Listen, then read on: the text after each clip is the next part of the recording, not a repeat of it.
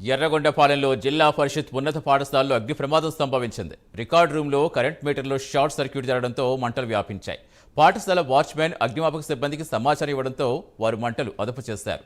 పాఠశాలలో సుమారుగా 2 లక్షల మేర సామాగ్రి, ఆస్తి నష్టం వాటిల్లిందని అధికారులు తెలిపారు.